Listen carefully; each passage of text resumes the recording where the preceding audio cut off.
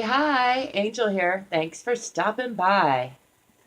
Today I want to talk about extreme ownership. This is a phrase that several of my favorite mentors have been using lately, including Tom Bilyeu most prevalently, but also Gary Vaynerchuck and Tim Ferris, and probably others. I think even Evan Carmichael has his own versions of the same kind of sentiment, which is that everything that happens in your life, good or bad, is your fault.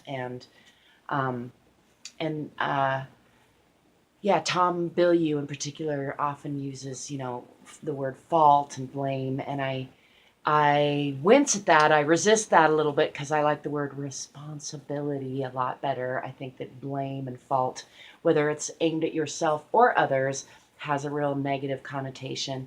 And I understand it's being used as like fuel to get away from that. So in that way, maybe the negativeness of it, the negativity of it, actually is of benefit to some extent. But I still think that ideally, optimally, we could use the idea of responsibility more than the idea of blame. And in any case, I ponder that and agree with it for the most part wholeheartedly, because I think that, well, for me, that's why it's important to think of it as responsibility and not blame. But Tom Bilyeu likes to use the excuse of that if his wife were to be hit by a meteor, that it would be his fault because there is a company in the world that tracks meteors. He could be paying more attention, giving them money, more funding to try to thwart that off. And so since he's not, even though he thinks the odds of that are slim, he's accepting that it would be his fault if that happened. I think that's an interesting example. And my brain spins off and like, well, why don't you give them money, Tom? And also, I believe a little. I listened to a lot of the Hitchhiker's Guide to the Galaxy growing up, and so, and in my adult years for that matter. So I think that the improbability drive, I don't know if you know what that is, but there's a little bit of irony factor in the universe. Like the universe has a sense of humor that might be a little bit beyond the scope of my ability to perceive, is what it seems like sometimes. So, which is why I believe in like trickster magic and things. So, any case, I think it's an interesting train of thought, and I doubt that his wife will actually die by way of a meteor, and yet I think, why tempt fate, so to speak? But the point isn't any of that. The point is that when you take responsibility or blame, however you want to phrase it, for your own life and for everything that happens to you and around you, then you can feel a sense of empowerment around it. You can figure out what can you do to change what you don't like about any given circumstances or outcome or plan or whatever it is. So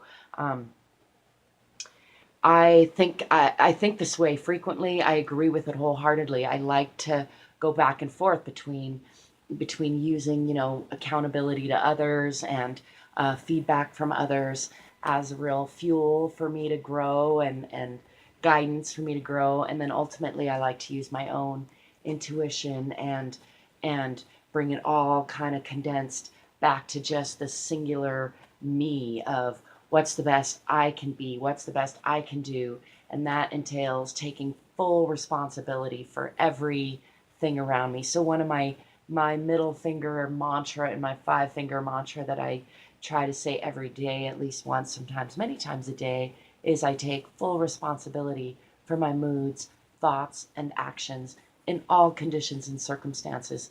And that's one that I often have to take a few seconds or even a minute or two to kind of digest every day when I say it, because it's tough. I don't think a lot of us naturally would like to blame someone else, would like to use other people and circumstances and things as our rationale, our excuse for not doing our best, for not pursuing our dreams, for not taking the risks that we say we want to take, for not being fully the people that we say we want to be.